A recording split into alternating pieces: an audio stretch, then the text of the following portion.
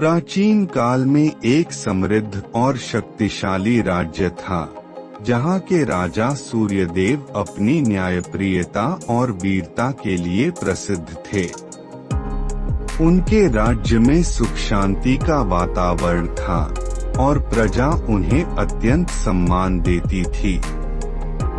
एक दिन सूर्यदेव ने अपने महल के एकांत कक्ष में एक रहस्यमय दर्पण देखा, जिसमें उनका प्रतिबिंब नहीं बल्कि एक अजनबी राजा दिखाई देता था।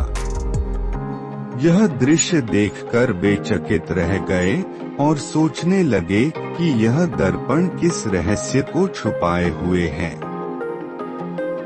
उत्सुकता और रहस्य की भावना से प्रेरित होकर सूर्यदेव ने उस दर्पण के रहस्य को जानने का निश्चय किया। उन्होंने अपनी योजना बनाई और एक रात महल के सिपाहियों को चकमा देकर उस कक्ष में प्रवेश किया। दर्पण के पास पहुंचते ही उन्होंने देखा कि उसमें एक अजनबी राजा दिखाई दे रहा था, जो उन्हें देखकर बोला, तुमने इस दर्पण का रहस्य जानने का प्रयास किया है, लेकिन अब तुम मेरे जाल में फंस चुके हो। यह सुनकर सूर्यदेव ने समझ लिया कि यह कोई सामान्य दर्पण नहीं है, बल्कि एक जादुई दर्पण है जिसमें अन्य राजाओं की आत्माएं बंद हैं।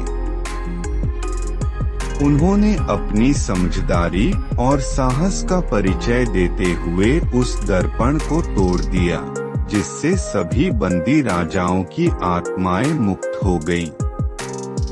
इस घटना के बाद राज्य में अजीब घटनाएं घटने लगी।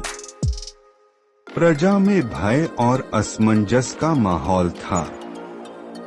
राजा सूर्यदेव ने अपनी प्रजा की सुरक्षा के लिए एक गुप्त योजना बनाई। उन्होंने महल के सिपाहियों को आदेश दिया कि वे उस कक्ष की रक्षा करें और किसी को भी वहां जाने न दें।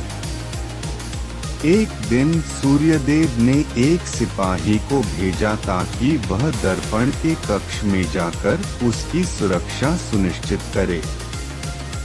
सिपाही ने देखा कि कक्ष में कुछ भी असामान्य नहीं था, लेकिन उसने एक काले पर्दे के पीछे एक दर्पण देखा। जिज्ञासा